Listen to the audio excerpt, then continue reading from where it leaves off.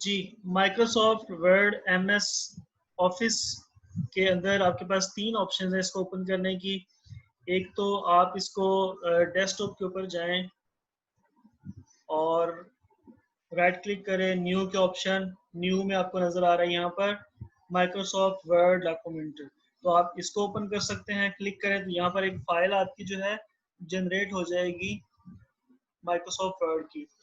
अगर आप यहाँ से ओपन नहीं करना चाहते, आप सर्च में जाएं। सर्च में जाकर आप लिखें विन वर्ड, तो आपको वर्ड 2013 डॉक्यूमेंट ओपन नज़र आएगा। ठीक है, या फिर आप के पास अगर स्टार्ट मेन्यू है, मेरे पास यहाँ पर स्टार्ट मेन्यू नहीं है, तो यहाँ पर स्टार्ट में जाएंगे तो वहाँ पर ऑल प्रोग्राम्स में एमएस ऑफिस, और एमएस ऑफिस के अंदर माइक्रोसॉफ्ट वर्ड डॉक्यूमेंट आपको नज़र आएगा। जैसे ही आपकी जो फाइल है ये ओपन हो जाएगी एमएस वर्ड की, तो आपको इसका जो डिस्प्ले नज़र आ रहा है, मैं थोड़ा सा इसको एक्सप्लेन कर देता हूँ। सबसे टॉप पे ये जो रेड कलर की बार आ रही है मेरे पास, ये इसको हम कहते हैं टाइटल बार। यहाँ पर इस डॉक्यूमेंट का टाइटल लिखा जाता है। ये रेड कलर की बार इसलिए आ रही है कि ये एक्टिवेटेड वर्जन नहीं है। अगर ये एक्टिवेटेड वर्जन होता तो यहाँ पर ब्लू बार आती है। इसको कहते हैं टाइटल बार। सबसे बॉटम पे यहाँ पर हमारे पास जो बार आ रही है इसको हम कहते हैं status bar. Page 1 of 1 page का स्टेटस है, वर्ड्स हैं, राइटिंग आप कौन सी अप्लाई कर रहे हैं। यहाँ पर हमारे पास पेज लेआउट्स हैं, डिफरेंट रीडिंग लेआउट है, वेब लेआउट है, ठीक है, एडिट मोड है। साथ ही हमारे पास जूम इन जूम आउट की ऑप्शन है। यहाँ पर हम जूम इन और जूम आउट की ऑप्शन जो है वो यूज कर सकते हैं। स्टार्ट में आ जाएं फाइल के ऊपर, यहाँ पे आप क्लिक करें फाइल पे तो आपको इन्फो की ऑप्शन आती है। इसी डॉक्यूमेंट की जितनी भी डिटेल है वो सारी आपको इन्फो में मिलेगी, यानी कि इसका साइज क्या है, पेजेस कितने हैं, वर्ड्स कितने हैं, टोटल एडिटिंग टाइम कितना लगा है, टाइटल आपने कौन सा लिखा है, ये ऑथर कौन है इसका, ये कहाँ पर सेव है फाइल, ये सारी इन्फो यहाँ से मिलेगी। न्यू में अगर आप आएंगे तो न्यू फाइल आपने ओपन करनी है, जो पहले से फाइल आपकी ओपन है उसके अलावा आपने कोई नई फाइल ओपन करनी है। ओपन के ऊपर क्लिक करेंगे तो आपके पास वो फाइल्स आएंगी जो पहले से आपने ऑलरेडी कंप्यूटर में सेव की हुई हैं। आप उन फाइल्स को ओपन कर सकते हैं। सेव के ऊपर क्लिक करेंगे तो आप इस फाइल को सेव कर सकते हैं, और सेव करने के लिए कंट्रोल एस का बटन भी आप यूज कर सकते हैं। सेव एज के ऑप्शन है, इसी फाइल को किसी और फॉर्मेट में या किसी और नाम से आपने किसी और जगह पर किसी और फोल्डर में सेव करना है तो आप सेव एज के ऊपर क्लिक करेंगे। प्रिंट की ऑप्शन है, यहाँ से हम प्रिंट अपना ले सकते हैं। अगर आपका प्रिंटर अटैच है आपके कंप्यूटर के साथ है तो आप यहाँ से प्रिंट और प्रिंट व्यू की ऑप्शन होती है, वो आपको व्यू दिखा देता है कि आप किस तरह का प्रिंट, इस तरह का प्रिंट आपको पेज के ऊपर नजर आएगा। शेयर, अगर आपने शेयर करनी है किसी के साथ, आपने किसी को सेंड करनी है, ईमेल करनी है। एक्सपोर्ट, अगर आपने एक्सपोर्ट करनी है कहीं और, आपने इसको सेव करना है ड्राइव को किसी और ड्राइव के अंदर। क्लोज करना है तो ये क्लोज हो जाएगा। अकाउंट, आपका जो माइक्रोसॉफ्ट का अकाउंट है यहाँ पर उसकी डिटेल है। और ऑप्शंस जो हैं इस वर्ड के बारे में है, यहाँ से हम थीम्स वगैरह, इसके अगर मैं क्लिक करता हूँ तो ये ऑप्शंस की थीम है, यूजर नेम आ रहा है, इनिशियल्स आ रहे हैं, लैंग्वेजेस कौन सी हैं, प्रूफिंग है, डिस्प्ले है। तो ये मल्टीपल ऑप्शंस हैं, इनको भी हम फिर साथ साथ देखते जाएंगे। कस्टमाइज रिबन, अगर आपने रिबन कस्टमाइज करना है तो आप रिबन को भी कस्टमाइज कर सकते हैं। तो ये हम इसके बाद हम आते हैं रिबन्स के ऊपर। ये हमारे पास रिबन है, ये जिस बार के ऊपर यहाँ पर मेन्यूज लिखे हुए हैं इसको हम कहते हैं रिबन। ठीक है, ये रिबन है सारा। इसमें जो होम नजर आ रहा है आपको, ये होम का टैब है। तो रिबन के अंदर होम का टैब, और होम के टैब के अंदर आपको नजर आ रहे हैं यहाँ पर कुछ ग्रुप्स, इसको कहते हैं ग्रुप्स। क्लिपबोर्ड का ग्रुप है, फॉन्ट का ग्रुप है, पैराग्राफ का ग्रुप है, स्टाइल का ग्रुप है और एडिटिंग का ग्रुप है। तो हर ग्रुप का यहाँ पर नेम लिखा होता है। अगर इंसर्ट में जाएं, इंसर्ट के टैब में पेजेस का group, tables, illustrations, add-ins, media, links, comments, header and footer, तो डिफरेंट ग्रुप्स आ रहे हैं। ऐसे ही पेज लेआउट में पेज सेटअप का ग्रुप है, पैराग्राफ का ग्रुप है, अरेंज है। तो आपको अगर कभी भी इंस्ट्रक्शन दी जाए कि आपको कोई कमांड का पता नहीं चल रहा कि ये टूल कहाँ पर है, तो आपको अगर ऑरली बता दिया जाए कि इंसर्ट में जाएं और इलस्ट्रेशन के ग्रुप में फर्स्ट ऑप्शन आपके पास पिक्चर इंसर्ट की होगी, तो आपने इंसर्ट के टैब पे क्लिक करना है, इलस्ट्रेशन के ग्रुप पे जाना है, फर्स्ट ऑप्शन पिक्चर्स वाली है, पिक्चर इंसर्ट करने के लिए, ठीक है। तो ये इनका मतलब कि इनको बताने का एक वे है। उसके बाद आ जाए हम, ये हमारे पास रूलर है, यहाँ पर 1 2 3 4 5 6 7, ये पेज साइज है आपका हॉरिजॉन्टल, या यानी कि आपके पेज की जो लेंथ है, जो विड्थ है वो कितनी है। और इस तरफ आपके पास आ रहा है रूलर, सॉरी ये रूलर है, दूसरा रूलर इस तरफ है, ये आपको हाइट बताता है कि इस पेज की हाइट कितनी है, ठीक है। तो ये डिफरेंट टूल्स हैं, यहाँ से स्क्रॉल डाउन आप कर सकते हैं पेज को।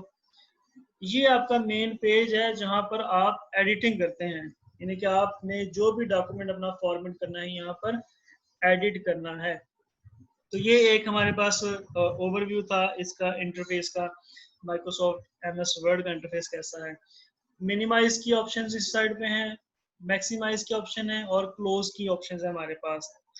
ये सेव के ऑप्शन है हमारे पास, ये मतलब कि इसको हम फाइल कहते हैं, या अनडू रीडू की ऑप्शन है यहाँ पर, इनको भी हम बाद में देखते हैं।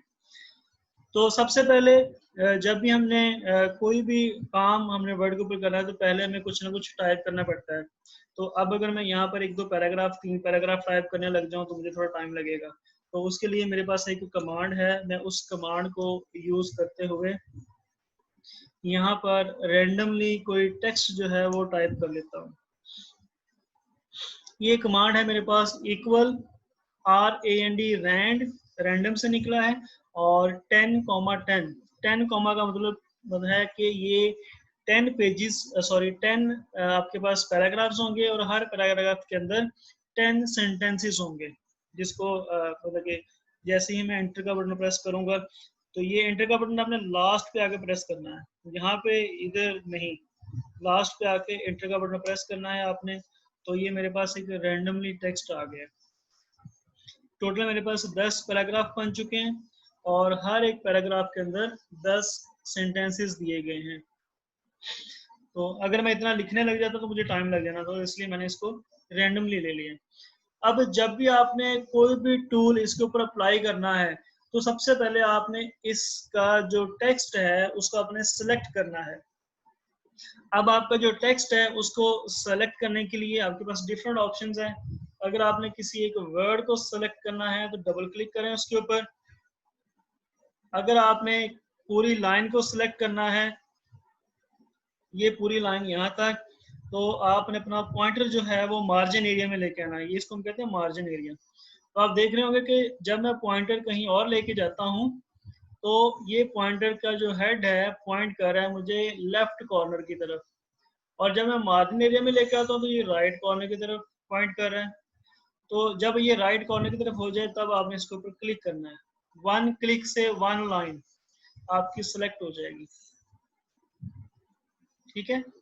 अगर आप डबल क्लिक करेंगे तो ये पैराग्राफ सिलेक्ट हो जाएगा पूरा का पूरा, जिस भी पैराग्राफ के सामने आप डबल क्लिक करेंगे वो पैराग्राफ आपका सिलेक्ट हो जाएगा। और अगर आप ट्रिपल क्लिक करेंगे तो पूरे का पूरा डॉक्यूमेंट आपका सिलेक्ट हो जाएगा, ठीक है।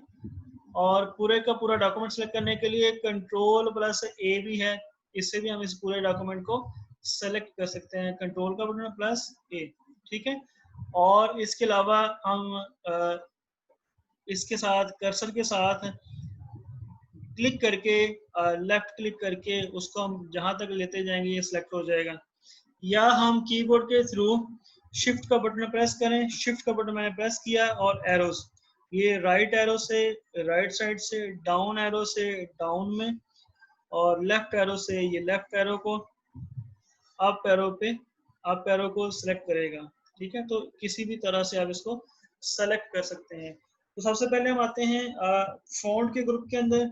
इसका जो फॉन्ट है वो कौन सा है इस वक्त, कैलबरी बॉडी फॉन्ट है इसका, ये आपको नजर आ रहा होगा। इसका जो स्टाइल है, फॉन्ट स्टाइल कैलबरी बॉडी है। इसको हम टाइम्स न्यू रोमन भी कर सकते हैं, इसको हम जॉर्जिया भी कर सकते हैं। इसके लिए हमारे पास काफी सारे ये जो है अल्गेरियन भी कर सकते हैं, लेकिन ये अप्लाई नहीं हो रहा है इसके ऊपर। तो मैंने पहले बात बताई थी आपको, जब भी आपने कोई टूल अप्लाई करना है तो पहले उसको सेलेक्ट करना है, कंट्रोल ए से ऑल सेलेक्ट करने के बाद टाइम्स न्यू रोमन।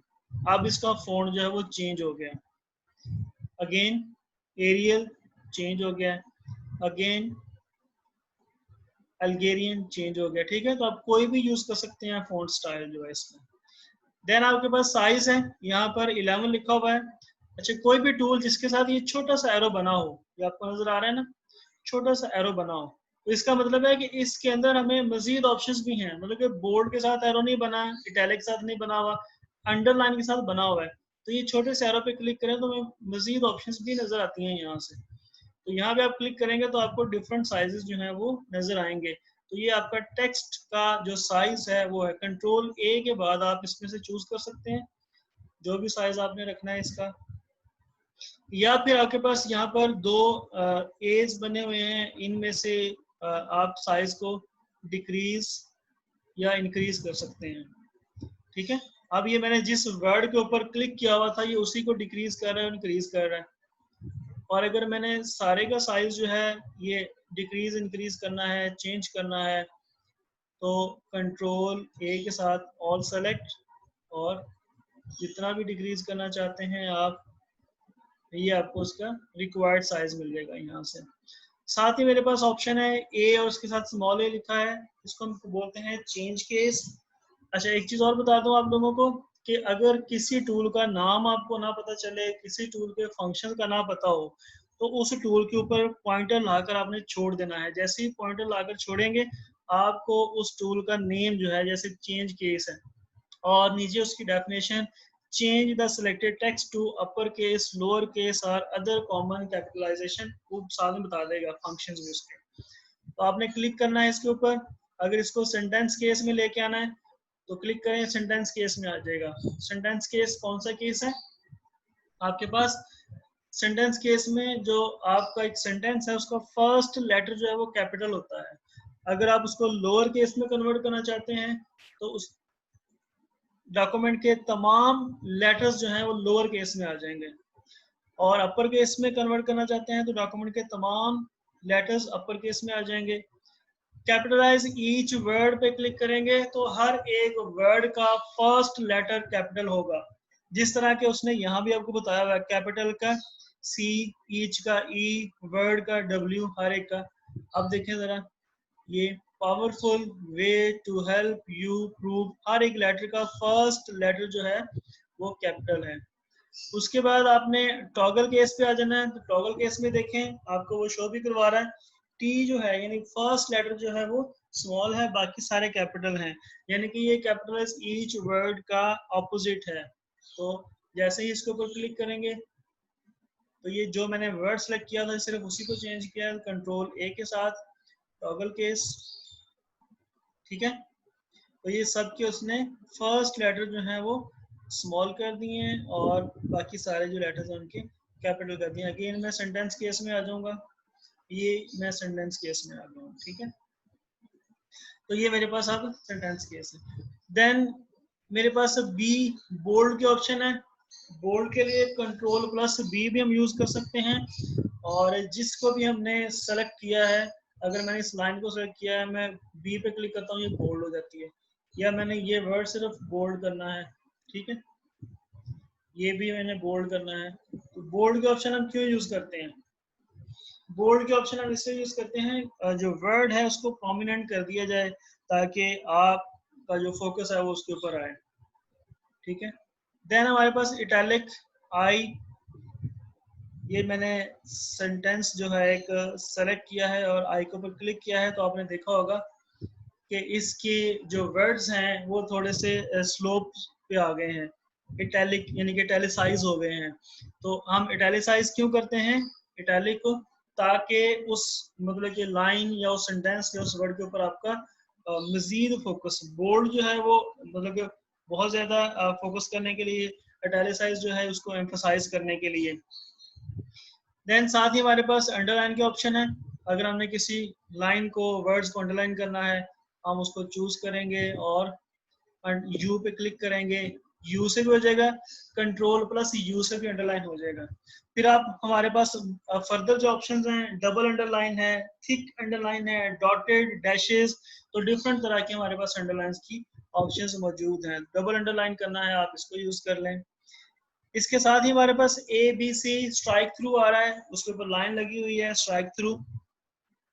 इसके ऊपर किसी भी वर्ड को मैंने स्ट्राइक थ्रू करना है तो मैं उस वर्ड को सेलेक्ट करने के बाद उसके ऊपर मैं क्लिक करता हूँ तो ये स्ट्राइक थ्रू हो गया। अब ये स्ट्राइक थ्रू हम क्यों करते हैं, मतलब कि ये इसका मतलब ये है कि ये वर्ड जो है ये हम यूज नहीं करना चाह रहे। तो अगर आप एक वर्ड को यूज नहीं करना चाह रहे तो आप इसको डिलीट भी कर सकते हैं, तो आप स्ट्राइक थ्रू ही क्यों करते हैं। तो इसको स्ट्राइक थ्रू इसलिए किया जाता है कि हमने ये डॉक्यूमेंट का प्रूफ रखना होता है कि ये जो वर्ड है ये इस डॉक्यूमेंट का पार्ट था, लेकिन अब ये यूज नहीं हो रहा, क्योंकि हैंड रिटन जो होती है चीजें वहां पे तो हम उसको रिमूव नहीं कर सकते, तो इसलिए हम उस वर्ड को जो हमसे मिस्टेक हो जाती है, जो गलत हो जाता है, तो उसको हम लाइन लगा के उसको कट कर देते हैं। तो ये भी बेसिकली कट किया हुआ है, तो हम यहाँ पर जो कट वाला वर्ड उसको डिलीट तो कर सकते हैं, लेकिन स्ट्राइक थ्रू की में कब जरूरत होती है, जब हमने उस वर्ड को डॉक्यूमेंट का पार्ट रखना हो, उसको हमने वहां से रिमूव ना करना हो, लेकिन वो यूज नहीं करना। जैसे आपने देखा होगा कि कुरान पाक में कुछ आयात ऐसी हैं जिनको हम मनसूख आयात कहते हैं, यानी कि वो कुरान पाक का हिस्सा तो हैं लेकिन अब वो इस दौर में या वो बाद में मनसूख हो चुकी थी, ठीक है। तो इसलिए उनको वहां से डिलीट नहीं किया गया, वो वैसे ही कुरान पाक का हिस्सा हैं। वैसे ही जो क्रिश्चियंस की जो बाइबल है उसके अंदर अगर कोई लाइंस ऐसी हैं जो कि मनसूख हो चुकी हैं, जो लेकिन उन्होंने उसको ओरिजिनली तौर पर उस बाइबल का हिस्सा रखना था, तो वहां पर फिर वो स्ट्राइक थ्रू जो है वो यूज कर लेते हैं। देन हमारे पास एक्स और इसकी बेस में हमारे पास 2 लिखा हुआ है, एक्स की बेस में। तो मैं यहाँ पर पहले मतलब कि कोई भी लेटर लिख लेता हूँ। ये आपने जब अलजेब्रिक एक्सप्रेशंस बनाने होते हैं तो तब आप इन ऑप्शंस को यूज करते हैं। तो ये मेरे पास कुछ वर्ड्स हैं, तो मैंने अब अलजेब्रिक एक्सप्रेशन बनाने के लिए मुझे पावर्स चाहिए होती हैं या बेस चाहिए होती है, तो मैं यहाँ सबसे पहले लिखूंगा, मतलब कि y2 लिख लिया या 3 लिख लिया। तो y3 लिखने के बाद इसको मैं सेलेक्ट करूंगा और बेस, तो ये y3 बेस बन गया। अगर पावर बनाना है तो इसको पावर बना लें आप। फिर यहाँ पर 4 लिखें और उसमें से अगर इसको बेस बनाना है तो बेस बना लें। यहाँ पर आप 2 लिखें, 2 लिखना है, उसके बाद इसको पावर बनाना है तो आप पावर बना लें। तो आप इसको किसी भी तरह से यूज कर सकते हैं। तो ये अलजेब्रिक एक्सप्रेशंस बनाने के लिए हम यूज करते हैं।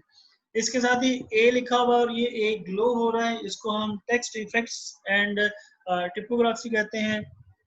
आपके पास डिफरेंट स्टाइल्स होते हैं टेक्स्ट के, इनमें से आप चूज कर सकते हैं। अगर मैं इनको सेलेक्ट करने के बाद इनके ऊपर मैं अप्लाई करूं तो ये देखेंगे आप डिफरेंट शेडोज के साथ, कलर्स के साथ। तो ये टेक्स्ट आर्ट है आपके पास, इनको आप यूज कर सकते हैं। इसके साथ ही ऑप्शन है हाईलाइट की। आपने अगर टेक्स्ट हाईलाइट करना है, जिस तरह आप बुक्स पे रीडिंग कर रहे होते हैं, कोई डेफिनेशन आ जाती है, कोई इंपॉर्टेंट लाइंस आ जाती हैं, तो उनको आप हाईलाइट कर लेते हैं। तो आप इसको सेलेक्ट करें और इसके ऊपर क्लिक करें, ये हाईलाइट, और ये हाईलाइट हो जाएगा, ठीक है। ये सेकंड लाइन है, इसको हम हाईलाइट कर लेते हैं। और हाईलाइट के डिफरेंट कलर्स भी हमारे पास मौजूद हैं। अगर आपने कलर को चेंज करना है तो आप कलर चेंज कर सकते हैं उसका, तो आप जैसे मर्जी उसको हाईलाइट कर सकते हैं। इसके साथ ही हमारे पास ए और ए के साथ रेड कलर की बार आ रही है नीचे बेस में, ये हमारे पास फॉन्ट कलर है। फॉन्ट की जो मेन चीजें हैं वो फॉन्ट स्टाइल, साइज, कलर, ये 3 चीजें मेन है अगर आपने कलर्स चेंज करना है उसका। बाकी चीजें भी मेन है लेकिन ये सबसे ज्यादा यूज होती हैं। तो उसके बाद मैं क्लिक करता हूँ फॉन्ट कलर के ऊपर। अगर इसका कलर आपने चेंज करना है, यहाँ से आप कलर चूज करें, वो कलर इसका चेंज हो जाएगा, जो भी कलर आपको चाहिए। रेड कलर चाहिए आपको, आपको ब्लू कलर चाहिए।